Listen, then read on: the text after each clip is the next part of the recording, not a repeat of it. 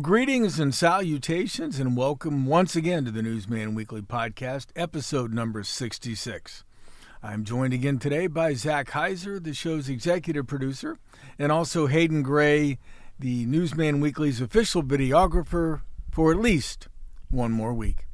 I'm going to go ahead and call out the elephant in the room. I walked in this morning, and all I saw was grumpy Gus's. Everybody's in a bad mood. Not me. It seemed far different than a normal kind. At least Hayden was, and I couldn't figure out why. But nobody was ready to do the show. Everybody was grumpy. I've spent the last 30 minutes pre-show preparation trying to calm everybody down, reaffirm their abilities to do journalism, and just, give everybody. In fact, Zach and I gave Hayden a big group hug. We did. Just a few minutes ago. That says a lot for you, too. It does. When I'm willing to participate. I should have been rolling the cameras. You probably did. But no, I just want to say that from the jump. So if anybody listening today senses any kind of negativity about the show, it's because everybody is a grumpy Gus this morning. Except Carl.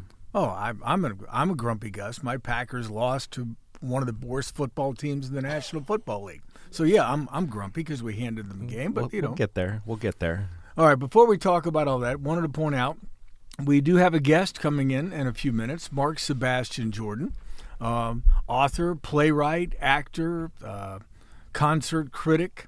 He has a new book out on ghosts, and we're going to have Mark in. Mark's been on the show before, so he now qualifies as an official friend of the show. And when you say in a few minutes, it's like 30 to 40 minutes. I don't have. Listening. Hayden doesn't have that much venom to spew. You want to listen to us yap first, but if you don't, that's fine too. I'd say around 25 minutes. Hey, folks, we couldn't do in one episode of the Newsman Weekly, even this grumpy old man version, much less 66 episodes without all of you.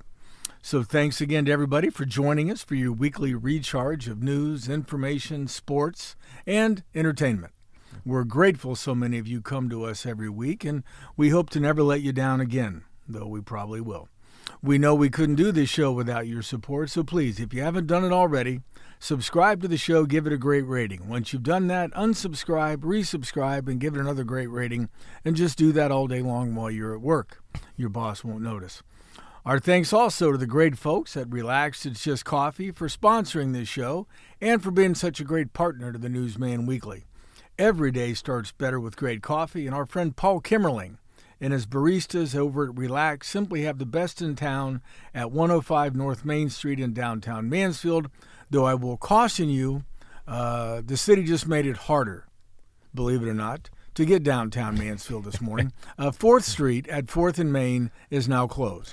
So if you like a good challenge, come on down. It's kind of like a game. Yeah, It's a maze. The game of this street's closed, but the Main Street Improvement Project rolls on. I assume they're doing work where they're going to put some cool things in at that intersection. But your best bet right at the moment is to come down Walnut, park behind Relax, and walk in that way. If you're going to try to get through 4th Street at Main, you're not getting through there, and I believe it's going to be for a few days at least.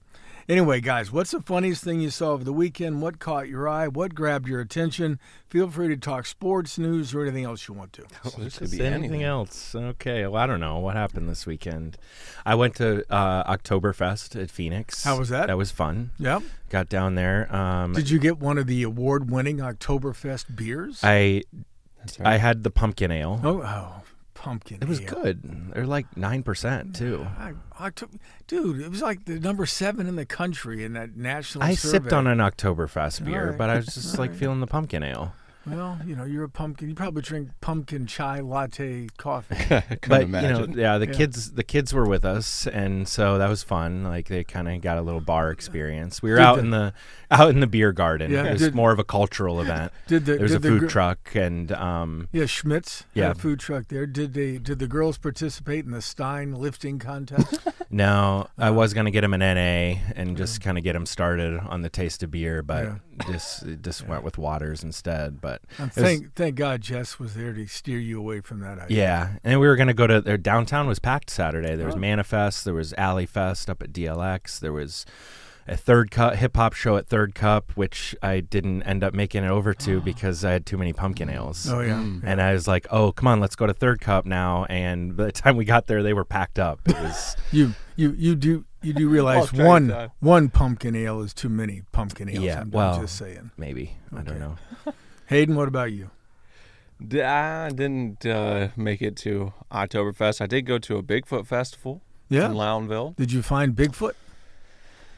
I wouldn't say I found a real Sasquatch, but I learned that there was somebody there who I looked up on TikTok. I don't know how many of our listeners use TikTok, but there was someone dressed as Bigfoot, and their name, I think, is Mohican Mayhem. And I looked them up, and they have like 40,000 followers. I guess they're like one of the infamous people that is along the river, as canoers and kayakers come down. It's got a big hose. They likely have a house along the river? Something like that. Okay. And so they're known for it. But he was down there taking pictures. But no, didn't see any Bigfoot for real. Did you just turn Bigfoot into 2 words? I did. Okay. I was trying to know where to go with things, but you just turned big into an adjective. I did. Your Steelers won.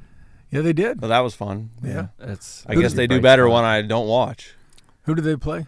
Patriots. Well, that's not really an okay. I mean, so the Steelers and the Packers both played kind of AAA teams. Who'd the Packers play? You're just saying that because you lost. Packers played the worst team in the National Football League, the Cleveland Browns. The New Orleans Saints. Yeah. Oh, the Browns. That's right. Yeah. Oh, my gosh. And promptly coughed up a 10-0 lead with about 4 minutes left in the game and lost. I did watch that. Mm-hmm. Yeah, I turned that off immediately. Renata Music, who's a friend of mine, who had been quiet all day, suddenly sends me like 3 messages in a row, text saying of different things, and I responded with a gift that just says "waiting to die" and the circle going around. How many people did reach out to you? Because we instantly, like Jack Slamenda, tagged you in Slack. Yeah, and here's rough, tough Jack Slamenda, who's a Steelers fan in football and a Guardians fan in baseball. Sure. Talk about one screwed up individual. Yeah. I mean, he's as bad as There's Hayden. a few of those around here. Hayden is a Steelers fan in football and a Guardians fan. I was in just baseball. getting ready to say, as a fan of an NFL team that's outside of the state, I know what it's like, and I know what it's like to lose to them, and especially on the road. And so I was going to say I felt for you, but you know what? No, I think I helped rub it in a little too. I read the Slack channel. I didn't see you saying anything like "I feel for you." All I saw was piling on. And then we get Adam Doc Fox right before we start taping, walking in, going, "Here we go, Brown." Quiet all day. Quiet for 2 or 3 weeks. Nothing. No, here we go. You know what? You did say last week. I was going to say, I'll say in your defense. On the show. Oh, yeah. It would happen. Overreaction. But I've also always said every time I watch the Browns and the Packers, it's always close. The game I went to on Christmas Day at Lambeau, barely hung on to win. Listen, the Packers are going to have a good season. You're not wrong that they're still one of the best teams in the NFL, and you're not wrong that the Browns are still probably one of the worst. But the Browns do have a good defense, so there's no shame. They have a playoff level defense, but they have nobody on the other side of the football. I mean, the only touchdown the Browns scored in that game is after an interception that gave them the ball on the Packers' 4-yard line. After they couldn't convert on first and goal of the previous drive. And ended up with like 4th and goal from the 21. Now, I did say last week that I wanted to focus on the Guardians. Yes. So I do have to get what in. you said last week is I'm done with the Browns. The season's over. Done. I said the game against the Ravens is not newsworthy because I didn't watch it. Yeah, okay, yeah. So they're 0-2. I'm already done. We can pull it back up, Carl. Yeah. The great thing is we also...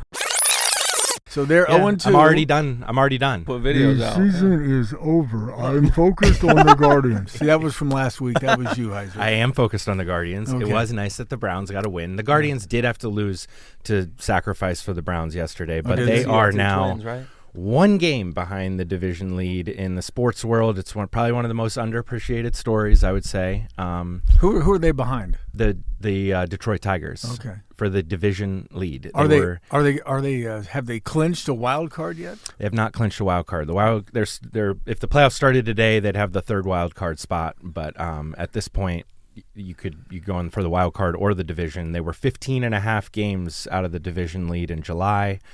According to Hammy, who I listened to 1 through 9 Friday night while cleaning my garage, no team in MLB history has come back from a 15.5 games or more to win a division or pennant. So they are trying to make history. And this week, Detroit comes to Cleveland for a 3-game series. Is that the last 3 games of the year? Get your asses up there and go to a game if you like baseball. So which games are you going to? I might go to Tuesdays. I'm hearing a lot of I think we just all go. Yeah, I don't think I was invited. But no, you're invited. Everybody's invited. The whole town Sean is invited. I'm inviting everybody on the air. I almost went to Cleveland yesterday for the Packers game, and I am so grateful I did not. Yeah. That would have been a very, very, very, very bad trip I back. would love to see. I've been inside there when my team loses. Yeah, it's not fun. No.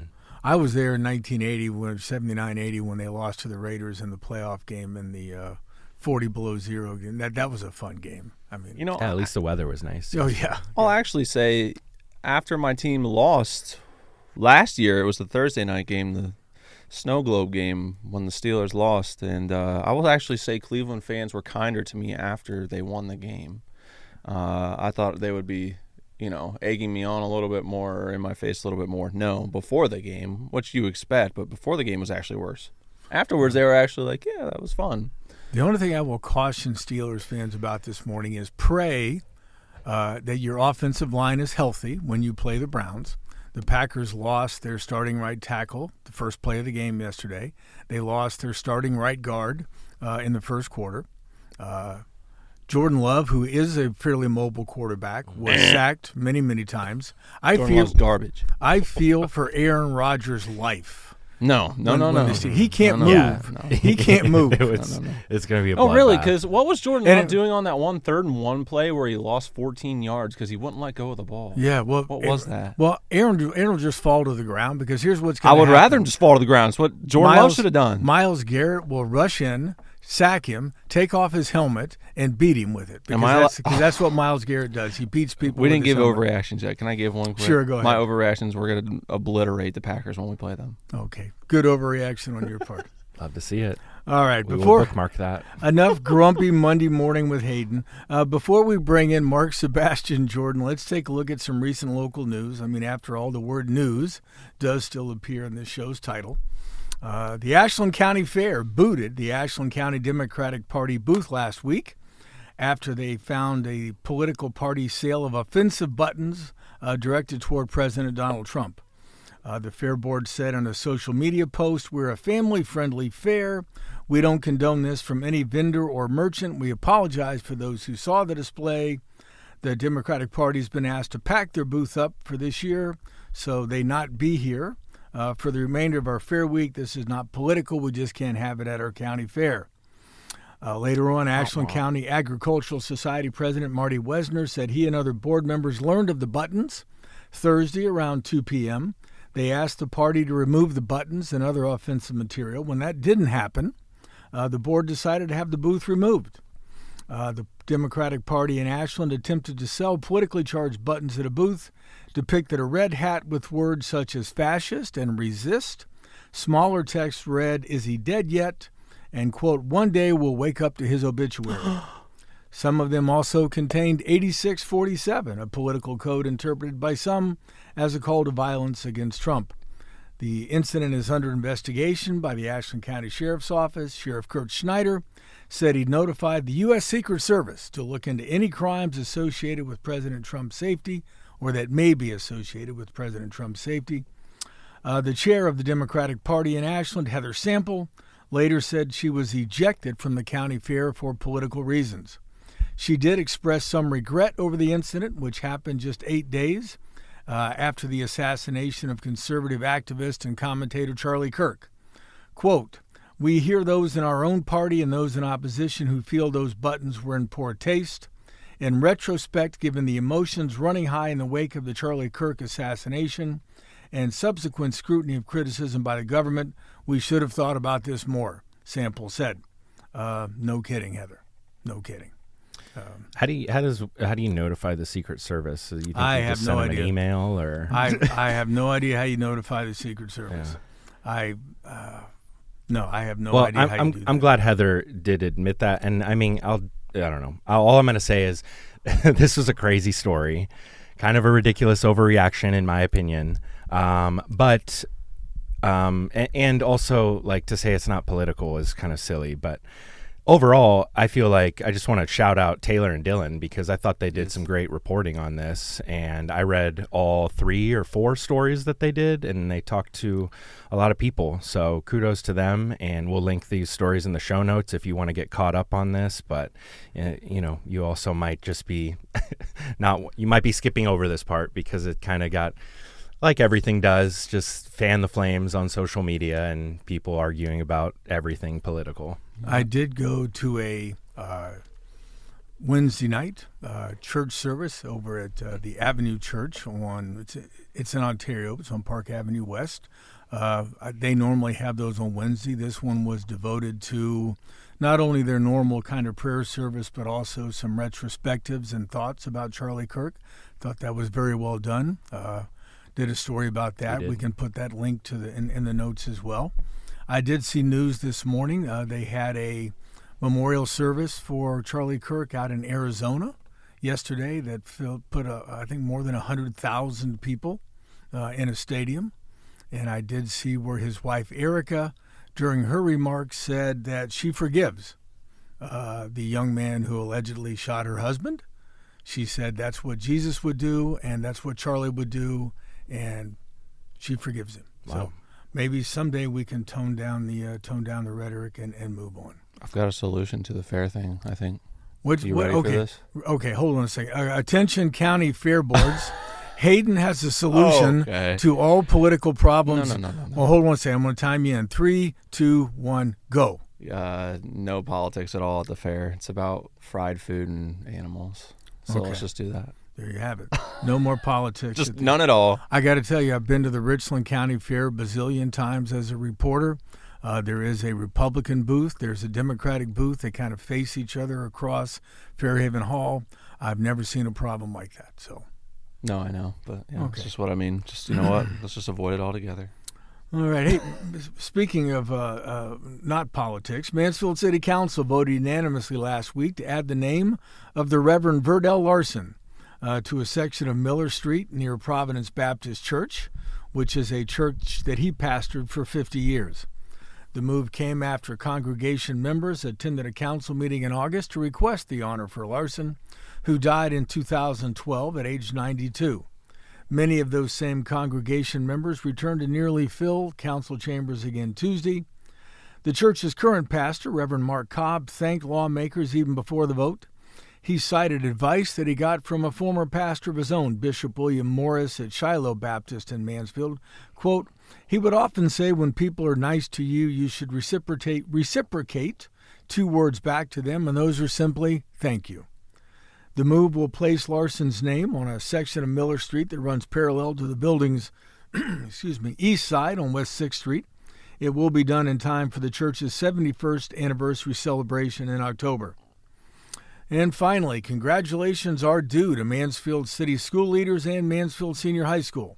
State report cards were announced last week, and Mansfield Senior earned a 3.5-star rating, which is a full 1-star jump over the previous school year.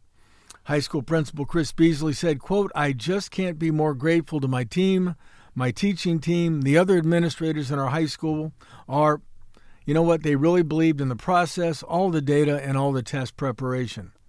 Ohio school report cards analyze academic performance primarily based on standardized test scores. The reports also factor in data on attendance, graduation rates, post-graduation outcomes. All public schools in the state are rated on a 1 to 5-star scale. That's how they're doing it now. It's been 15 different variations going all the way back to the dreaded freshman proficiency test many years ago. You have to get at least 3 stars to meet state standards. Districts also get a rating. Mansfield City Schools got an overall district rating of 3 stars, which is a step up from the 2.5 district average on the prior report card. And senior high wasn't the only subset in the district to see a star increase. Career tech education programs get their own report cards, and Mansfield City's career tech program got 5 stars on its report card, up from 3.5 the previous school year. The CTE report card reflects the work of 870 students in the Mansfield City school system and 113 from Gold Digital Academy during the 24-25 school year. Beasley, who's been doing this for 23 years, said he's optimistic that the city schools are headed in the right direction. Quote, I feel like this is the most in tune we've ever been. I believe in the kids of Mansfield, and I think if we put our mind to it, we create that culture of expectations, we'll be right up there and compete as the premier learning destination in Richland County. So here's an official Newsman Weekly podcast kudos to Mansfield City Schools, Mansfield Senior High School, and also the Career Tech Education Program at Mansfield Senior. And Mansfield Spanish Immersion also got a 5-star report. I can't read everything, so I didn't. Well, I am reporting that. I to didn't you go as building a by Spanish building. Immersion parent. Okay. And I'm not trying Oh, to throw you shade for not mentioning, but shout out to them too. Okay. I'm glad the city's overall, I'm glad the general school district increased, and Spanish Immersion. I mean, it's a lot of people don't know that that's a public subset and it's a public option, and our kids go there and we love it, and glad to see that they got another 5-star rating. Do they speak Spanish at the Spanish Immersion School? They do. They sure do. I wish my son had gone there because he's lived in Spain for 3 years and he moved there not being able to speak any Spanish. Yep. My 4th grader is pretty proficient. By the time she's in middle school, she should be fluent. So if I go up to her and say "una más cerveza," yes, she'll hand me a cold beer? Yes, absolutely. Okay, good. Absolutely. Yeah. That's the only thing I know how to say in Spanish. That's a good one to know, though. Yeah, and something about que tierra el baño. Mm-hmm. You know what that means? I know donde está el baño. I have to use that's the where is the version. bathroom. Yeah, exactly. Yeah. Those are the two things in my life that I've needed to know in terms of speaking Spanish. Beer and bathroom. They kind of go together, too. That's it. That's it exactly. All right, that's enough for now. Enough foolishness, enough grumpy Hayden for a Monday morning. Let's take a quick break. And when we come back, we'll be joined by author, playwright, historian, actor, Mark Sebastian Jordan. Please stay with us. Well, welcome back to the Newsman Weekly podcast. Joining us now, as promised, is Mark Sebastian Jordan, a true Renaissance man when it comes to art. Mark is an author. He is a playwright. He is a historian. He's a journalist. He's many, many, many things, including an actor and someone who understands classical music probably better than 99.9% of the people in this room, certainly, and maybe that's safe to say in this entire audience. We are approaching Halloween, and what better time than now to talk to Mark about his new book, In These Haunted Hills, Ghosts of the Ohio Highlands. Thanks for joining us, Mark, and thanks for getting up so damn early. Oh, you're welcome. You know, I normally, my day job is at night. So for me to get up and record this is, all I can say is this is an unholy hour of the day to have the day starting. Now, imagine doing it each and every Monday with these two guys. I'm just saying. It is a lot to ask of people. Now, it is good to see you again, my friend. You remain busy. Tell us about the new book. I think it's the 9th you've written and the 8th to be published. Am I getting those numbers right? Right, which is a little odd, but this is because this is not the book that I expected to be promoting this fall. I have written a number of historical true crime books, which are actually derived from the columns that I write for knoxpages.com.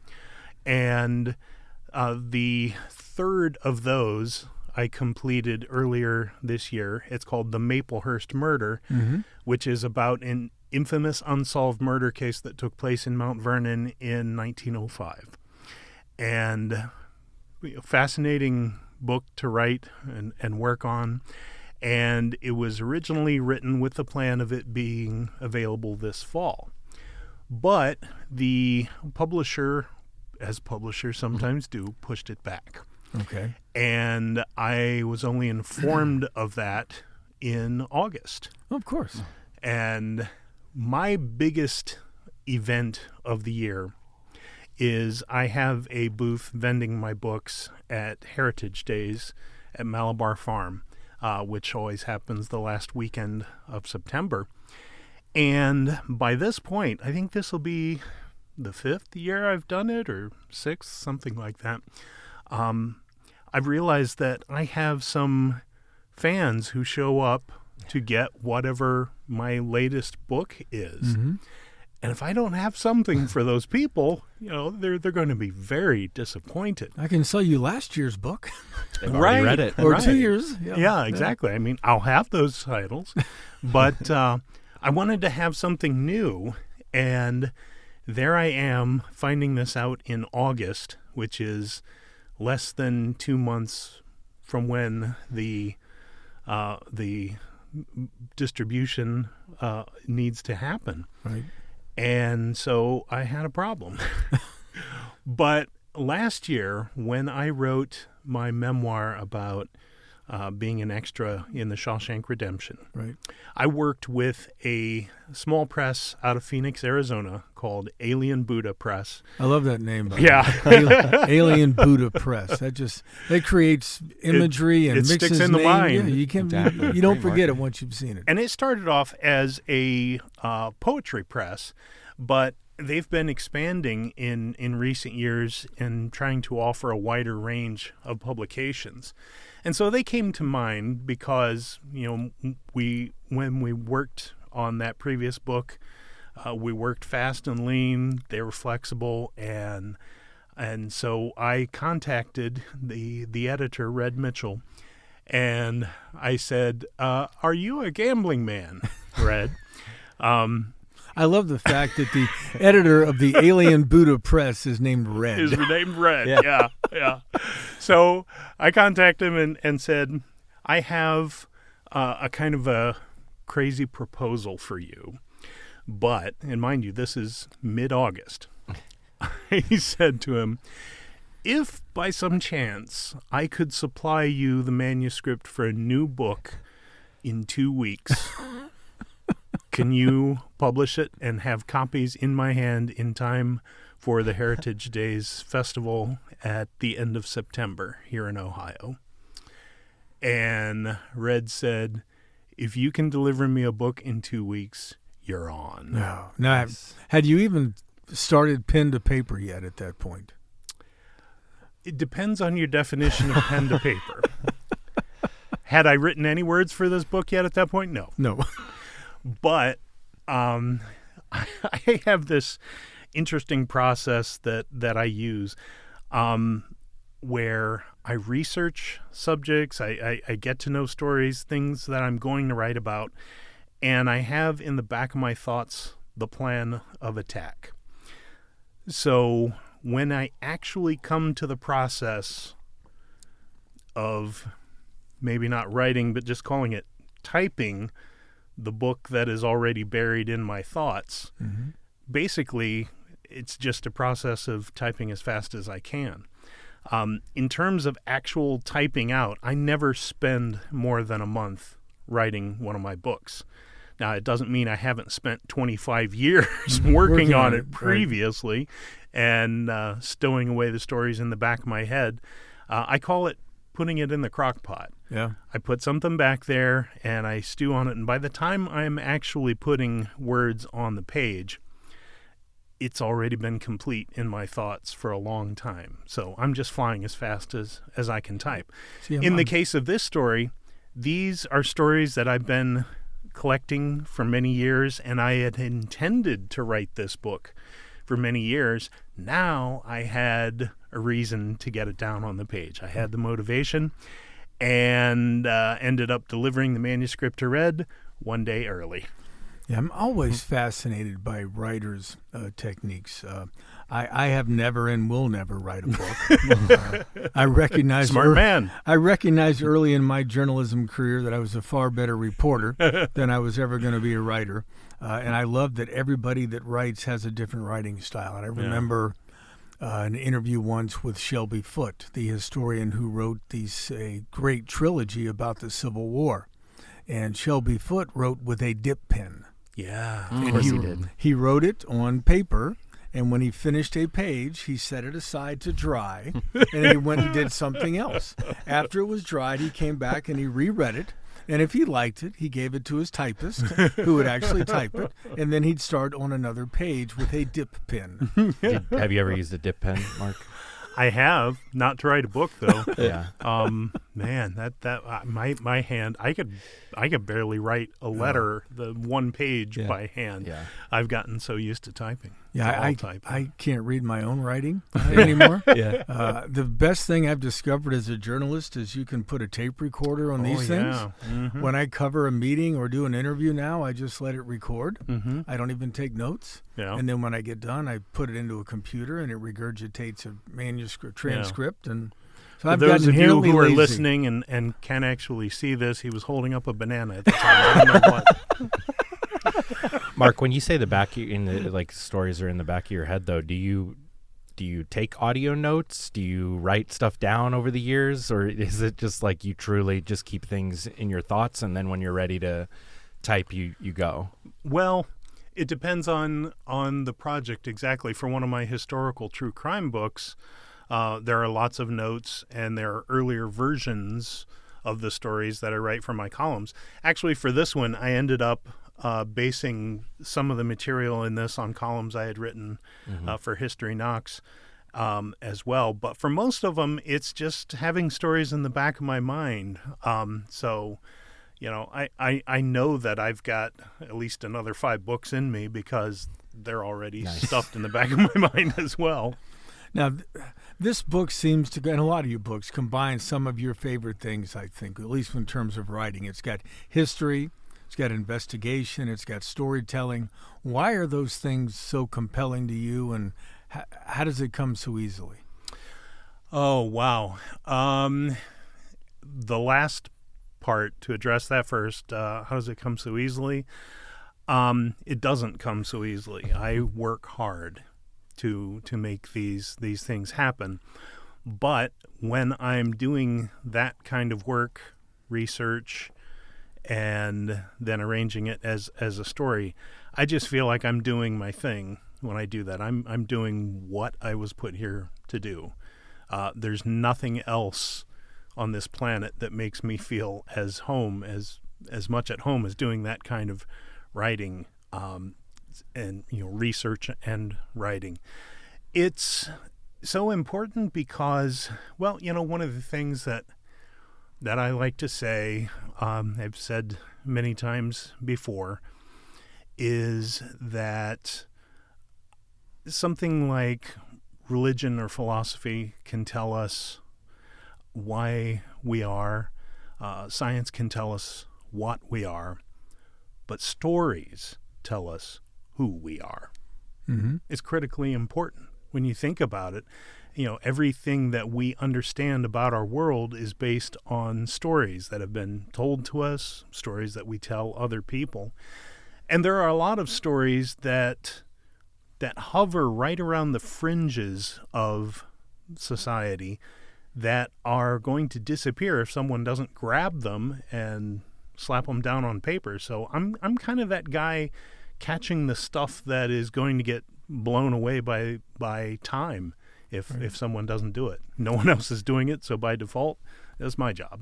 And I know if you go all the way back to the days of caveman, I mean, there were drawings on the wall, these walls, people find in caves, historians, archaeologists, and these are stories. Yeah. And they're just done in symbols that we, unfortunately, in a language that nobody really can speak anymore. Yeah. So that when you talk about telling stories, this goes back a pretty long way. Yeah, it's deep. It's deep. It's what makes us human. Mark, how old were you when you kind of realized this is what you're supposed to do and this is what you love to do? Were you a small child, or was it more in your adult life when you were like, I love, this is my passion? It was gradually kind of revealed to me. Okay. It wasn't immediate at first. As a child, I first intended to become a paleontologist, and then later decided, no, I really want to be a volcanologist. Went through a phase where I thought, what I'd really like to do is be an airplane pilot. Didn't have good eyes for that. So, things kept shifting. Then I discovered music, and I thought, well, maybe I'll be a musician. But turns out my approach to performing music was to avoid practicing, and then I'd go write because I actually enjoyed that a whole lot more. And eventually I realized, this is a thing. It was somewhere probably in my late teens when I started realizing that when ideas would come to me for things to write, that if I didn't write those down, I wouldn't be able to sleep at night. So at that point, it's like, okay, this is starting to become evident. This is the thing that I have to do. I love lots of other things, but this is the thing I have to do. Now, as you think about this new book, do you have a favorite haunt or two you can share with us? Maybe just the Cliff Notes versions, so people still have to buy the book to get the full story, but enough that they'll want to come down to Heritage Days this weekend and purchase the book in person. Well, how about I tell you the story of my first ghostly encounter? That'll work. And this is one that was interesting to have because, like I noted, with the interest in science that I had when I was young, I grew up hardcore skeptic. I didn't believe in any nonsense or hoo-ha. As I became an adult, I had to at least look at the world and consider the possibility that maybe there were things that could happen that can't be explained by existing systems of science and belief. So I had to at least crack the door open and say, there could be things that I don't understand. That's perfectly reasonable. And that was enough of a crack to kind of let things start happening. The very first encounter I ever had, I was still young, living with my parents. They live in a house about halfway between Mansfield and Shelby. And this was at what would this have been? This would have been the mid-1990s. I was working at a job for my uncle who lived nearby, and after at lunchtime, sometimes I would leave the work site and go home and grab something to eat for lunch. So I did that this particular day. It was a chilly day in the fall, and I was also working on a play production at the time out at OSU Mansfield. And so I was, in typical manner, had a lot going on. I was tired. And I realized as I was getting back to Mom and Dad's house that day that I actually wanted to take a nap more than eat a meal. I thought that would actually help me a lot more. So I got in there and I chatted for a little bit. My mom was there and she was babysitting my nephew, Sean, who's just barely starting to walk at the time. And so I chatted with her, said hi to the baby. And then I went into the living room, turned on the TV so that it was at a dull roar, and laid down on the couch to fall asleep and, maybe grab about a half hour's nap before I went back to work. And so I started drifting off with, the general noise of the TV softly in the background. And I could also hear Mom in the kitchen. She was moving some pots and pans around. Apparently she had decided to make some lunch herself. And as I'm just at that last point before I drift off, I hear the sound of the baby coming around, the passageway out of the kitchen, and that would bring him around the end of the couch where I was sleeping, and I could hear the sound of him. He's just barely at that point where he could start walking, but he couldn't walk without holding on to something. Mm-hmm. So he was, grabbing onto the edge of the couch as he came toddling around carefully and came there to where I was at. And I'm thinking, oh man, the baby wants to play. And then I could feel he reached out and touched me on just beneath the chin on my beard. And I thought, oh man, the baby wants to play. Isn't that really more important than taking a nap? I can catch up on my sleep tonight. Maybe it's more important to just go ahead and wake up and play with my nephew. So I roused myself awake on the couch to discover there's no baby there. Oh. And Mom's not in the kitchen. Turns out she and the baby had gone to bed and taken a nap themselves. So no both baby and the pots and pans, yeah. no. Okay. There's nothing. It was dead still except for the soft, noise of the TV in the background. And at the very same moment that I realized that, it's just like, whoomph, an explosion of exhaustion went off in my head. And I felt like I had personally been used to jumpstart 500 dead batteries. Oh my God. And that was just the first of many things that have happened since. So did you ever figure out or think about or investigate where this touch came from? That's the thing. That one, I've never been able to figure anything out. I have no idea. So a lot of the stories I've been able to dig into and find some historical information behind it. That particular one, no idea. I remember, this will be new to you guys, but when we were doing your play Seeley down at Malabar Farm State Park, it was my first experience with Seeley Rose, the young woman that killed her entire family, in fact, killed her mother twice. Yeah. And, oh, by the way, for those who are wondering, Lizzie Borden had a better press agent. Seeley Rose had a higher body count. That's right. Because Lizzie Borden only got her parents. Yeah. Seeley got her parents and her brother. And a brother. Yeah. Yeah. So, Very but I remember underrated. Yes. when we in that house, by the way, when you're down at Malabar Farm this weekend buying Mark's book, Seeley Rose's house is still there. Yeah. Feel free to walk by. I think you can go in the house. They usually have it open. Yeah, and you can go It's up. just to the right. Yeah, Like when you go around that corner past the Malabar Yeah. Inn or the Yep. hostel. Is it still a hostel? Well, it's being used Used as- for the Malabar Farm Foundation Okay, and kinda the like a Spinning museum. and Weaving Guild Gotcha. is in there. Yeah, if you continue on that road, just over the bridge is the Rose Farmhouse. But I remember we talked about Seeley and her continuing impact or potential impact on particular that play, and how when she was in a feisty mood could interfere with lights and sound And did. and did. So what do you remember?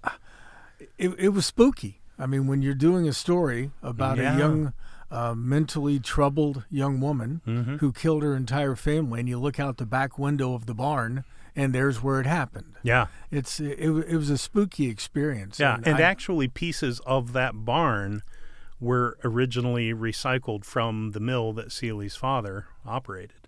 So there are actual pieces involved in that whole story that are in that barn where we were putting on the play.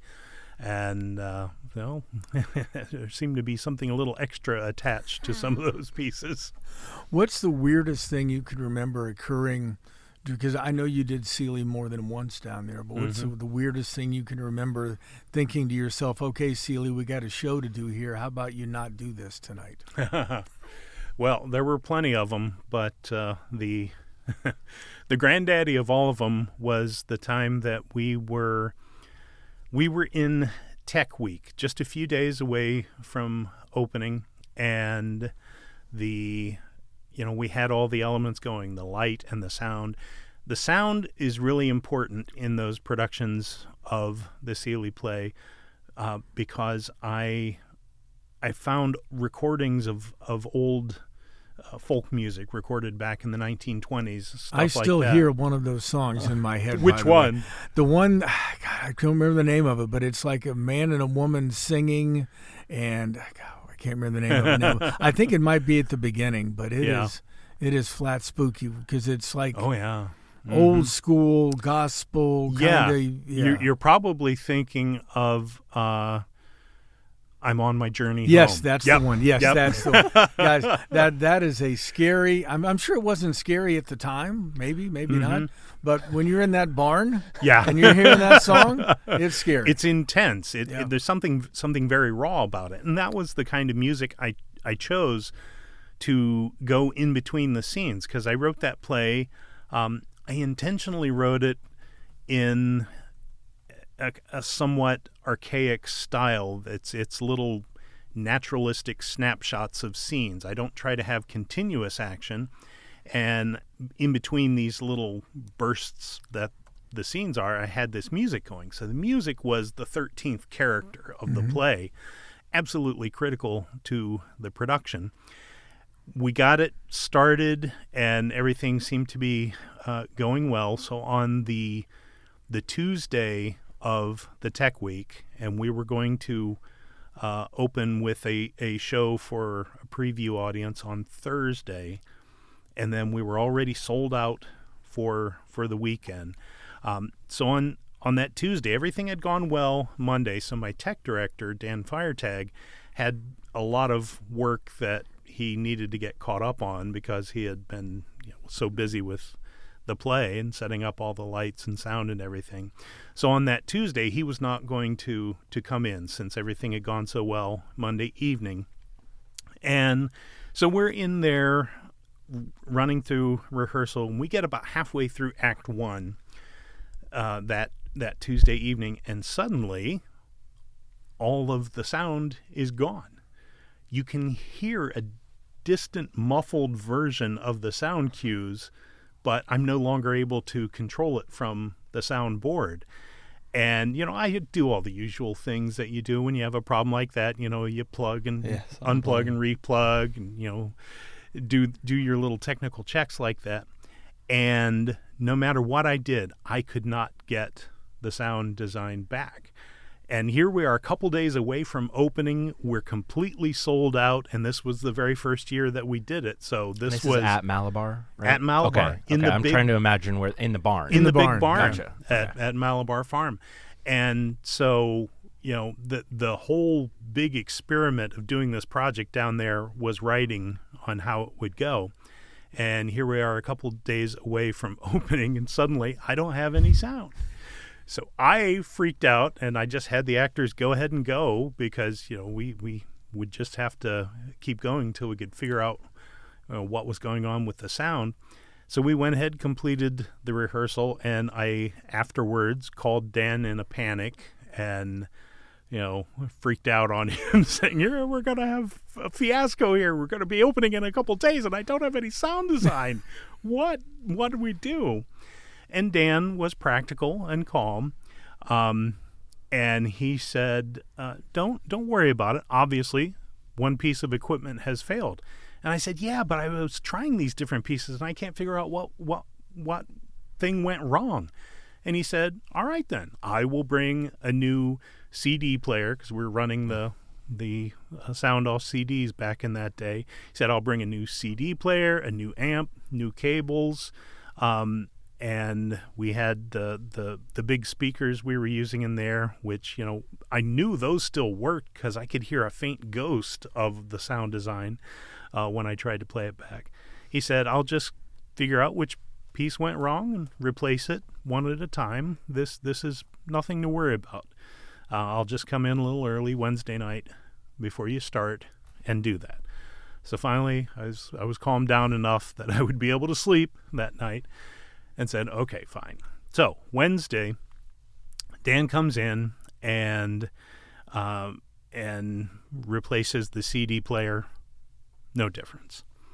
He starts going through thing by thing because there's like CD player, amplifier, mixer, chords. He's going through and trying each thing one by one.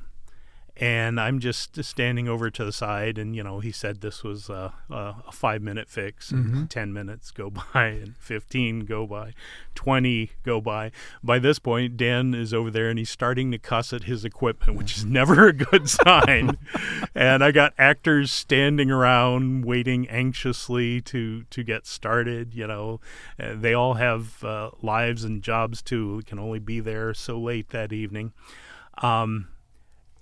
And my tech director is being completely befuddled by this. And I'm thinking, oh, my God, this is all about to just blow up in our faces. And we've got all the tickets sold for all of the performances at this point. What am I going to do? And it was at that moment that a crazy little thought came into my mind. Because we had already started having little quirky incidences, odd little happenings there in the barn as we worked on the show. And I'll tell you what, I felt like a complete goofball as I started to entertain the thought, what if this could have something to do with these odd little happenings that we had been having? And that's when the thought occurred to me, there would be one way that I could address that. And I think Well, I know I remember feeling myself blush at having the thought because I felt so ridiculous about it. But then I thought, what do I have to lose at this point? I've got to try something here. So I kind of left Dan to himself, left the actors to themselves, and I wandered off to a quiet corner in the barn. And I looked up into the air, and I felt so ridiculous as I did this, and I feel strange now as I retell the story years later.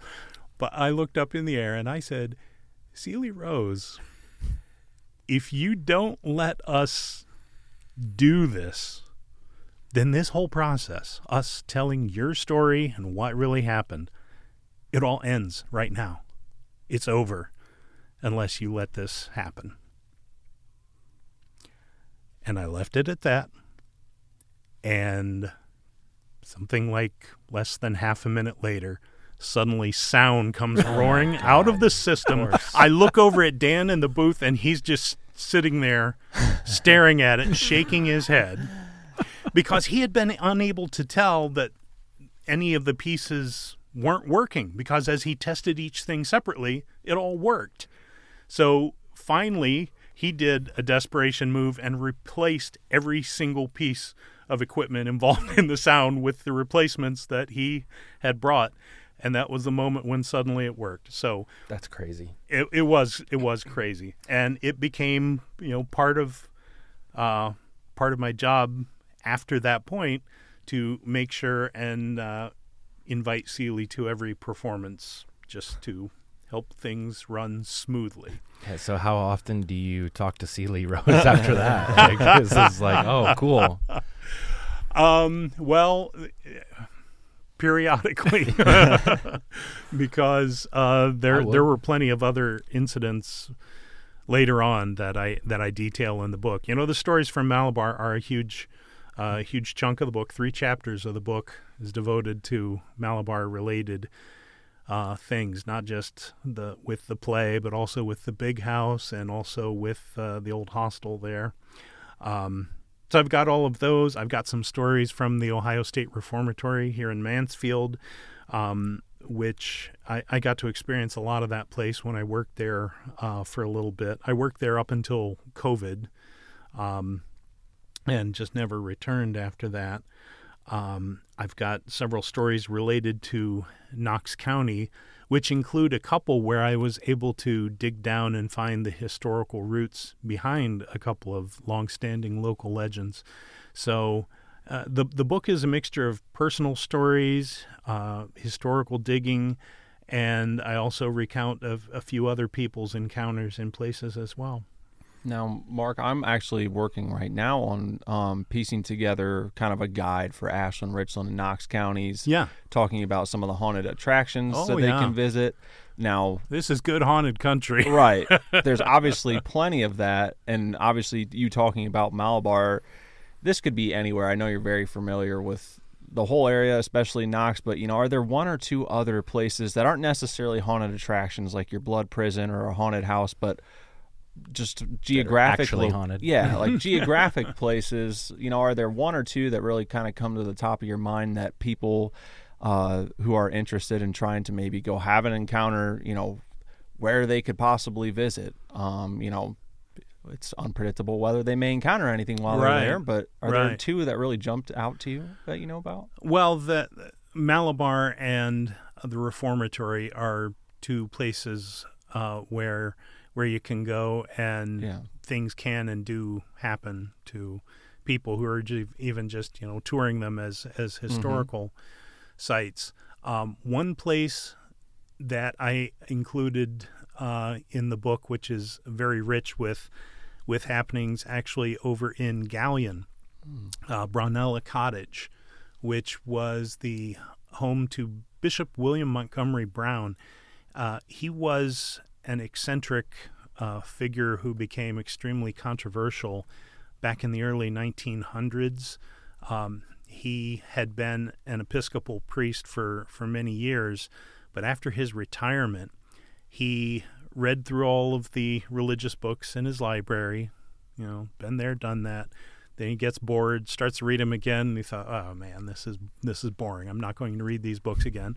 That's when the brilliant idea occurred to him, hey, what if I read some of the books that I've preached against over the years but have never actually read, such as Das Kapital by Karl Marx and The Origin of Species by Charles Darwin.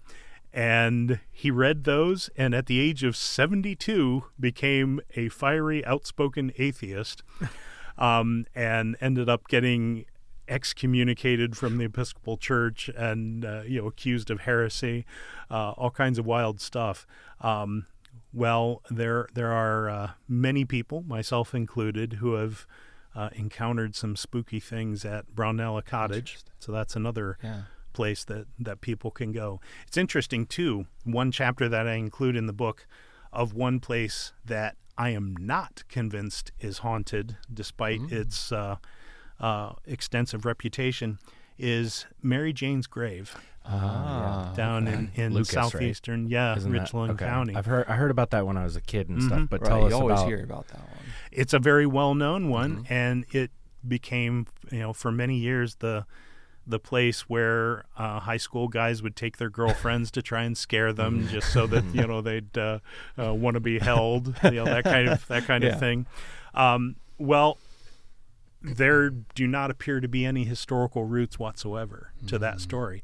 It was a story that was cooked up by camp counselors to scare kids, and the story kind of went feral after that and spread out and spread around and became a well-known local legend. But unfortunately, and this is the danger of that kind of a story, it later resulted in a lot of vandalism to that old graveyard, and just vandals over the years pretty much destroyed it completely. Is there actually a woman named Mary Jane that's just getting her grave decimated for no reason? Yes, yeah, and as far as I can tell, she was just randomly chosen.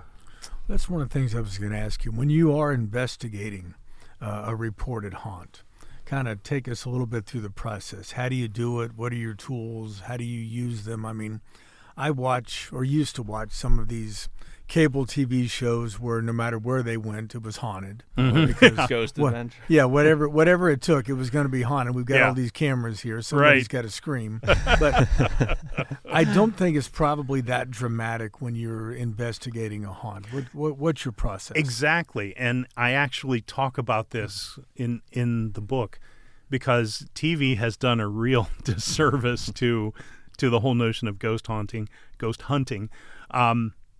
People ask me what ghost hunting is really like. I'll tell them it's pretty boring. You sit around a lot of time, and most of the time nothing happens. And once in a great while, some little weird thing happens, and that's what you get excited about. That's the indication that something out of the ordinary has happened. It's not at all like TV shows. There's not things jumping out at you to scare you, and I have to be careful about how I phrase this, because I've been tapped as an expert on a few of those programs. I've done my time with Hollywood ghost hunting, and I had to sign non-disclosure agreements where I don't say anything bad about a specific show, but there's nothing that prevents me from talking out loud and not assigning it to a particular show. It will tell you everything you need to know about one of those shows in particular, which I will not call by name, but it's one of the biggies. While they were filming with the star of the show, I witnessed that star be very rude and abusive to the crew, and after he left to go film another little section, the show's producer was still there for a few minutes before going up to the other film site, and I kind of sidled up next to her and said, sorry about your star there. And she kind of froze up and looked around to make sure he was gone. And then she relaxed and said, yeah, it's pretty bad. What tells you everything you need to know about a show like this is that after that, I was hanging out with the rest of the crew, because only a small portion of the crew had to go film this other section. The rest of them were just standing around waiting. So someone had brought a Frisbee, and they start throwing the Frisbee back and forth among themselves. And at one point, the Frisbee goes a bit wayward, sails across the road, and slams right into the side of the van that is painted with the show's logo and all this stuff. And all of these crew members start cheering at this point, and they say, extra point for anyone who can hit the van. Too bad the star was the star sitting inside the van at the time? No. Interesting. Do you think, I mean, just in your experience, do you feel like you're encountering ghosts when you're least expecting it? Or do you think, like, do you have an opinion on if they only, like, make themselves present with certain people or is it just like the places they're kind of inhabiting? I address in the book the whole question of what is a haunting. Sure. First of all, I will tell you, I do not have all the answers. And anyone who tells you that they do is trying to sell Not you credible, something. right. Now, here I am. I'm even trying to sell you this book, but I'm not going to claim to have all the answers just because that's the kind of guy I am. I think there are a lot of different potential answers for different kinds of hauntings. There are some things, especially if it's the kind of haunting where people say that under certain conditions you will see a ghost train on these tracks, or you will encounter the sound of someone walking up these stairs. Things like that, I think, are actually natural recordings that have somehow happened, and something which happened gets recorded into the atmosphere somehow, and then under certain conditions can play back. But there are other kinds of hauntings that seem to have more actual intelligence to them. And, sometimes I'll hear people say, oh, well, you believe that, but couldn't it all just be in your head? And my response to that is, yeah, like every other aspect of reality. Yeah, it's really. all in our heads as we perceive it. So I think there may be the fact that some people can tune into these kinds of things if they allow it. I wasn't able to tune into it before I cracked open the door and thought, okay, well, maybe there could be something to that. And that's when I finally started. Right. And then they were like, hey, write about us. Yeah. I think probably the story that I remember reading the most was the story of Harry Houdini. Mm-hmm. And you guys probably know Harry Houdini as the magician, escape artist extraordinaire. Yeah. But Houdini dedicated decades of his life to exposing charlatans and fakes in terms of seances and people connect. And there's so many of them. Yes. And, did a wonderful job of doing that. And apparently, and maybe this is a legend, Mark, you might know this better than I, told his wife before he died, or at some point before he died, that if it's possible to return, I will. And it will be, I think maybe this is just fable and legend, but it would be on a Halloween. And never did. Yeah. So my thought was always, you know what? If Houdini couldn't escape heaven or hell long enough to get a message to his wife, then who the hell could? Right. Because Houdini was a wonder, and Tony Curtis was a wonderful Houdini. I'll just say that when I was growing up watching that movie. But okay, so what else is going on in your busy life? What other projects are you working on finishing up, and where else can we see your stuff other than Knox Pages every week in the history column? Well, I continuously have my other journalistic pursuit, which is reviewing classical music concerts. Those reviews can be read at seenandheardinternational.com, which is a blog that operates out of London, which I've written for a bunch of years. So I'm always have stuff like that going on. The 8th book, which I wrote, which will be the 9th one to be published, the Maplehurst Murder, will come out in March of 2026. So that'll be my big one upcoming. And I'm currently trying to work up a pitch for a novel that I've written, which I completed some years back but haven't gotten published yet. So, yeah, I'm continually working on things. I'm not happy unless I have a big writing project to work on. And that classical music site you're blogging for, do you have like a author page, or is there? Well, you can just go to that site, site. seenandheardinternational.com. You can Google it, and then once you're there, just search for my name, Mark Sebastian Jordan. I will link that in our show notes, too. Oh, great. Thank you. That's the thing about classical music. It's maybe they don't write it that much anymore because maybe it's not classical, but there's different variations when you go up to Cleveland, up to Blossom to see the symphony perform up there. It might be obviously a symphony that was first written a long time ago, but there's always a different interpretation that a conductor might have. Right. What do you find most interesting about those events? Well, it's just a different kind of storytelling. And what I do as a critic is comment on whether or not the performers in question are giving a good account as a story musically. And that fascinates me because it something like a symphony, you can go listen to a symphony that's 45 minutes long, and it's basically the musical equivalent of a novel, only instead of spending a few weeks reading it, 45 minutes and you're done.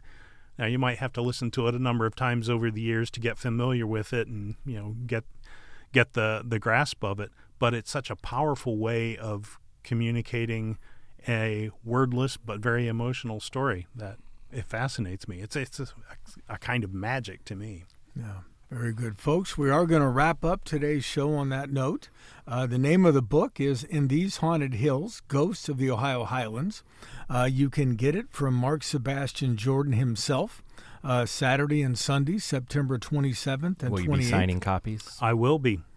At the 48th Annual Ohio Heritage Days Festival at Malabar Farm State Park, located near Lucas, just a few miles down the road.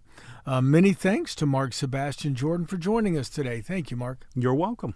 Thanks again to all of you for listening to the Newsman Weekly. I'll be back in a second to put a bow on this week's episode. But until then, remember what another author, Mark Twain, once said: if you tell the truth, you don't have to remember anything.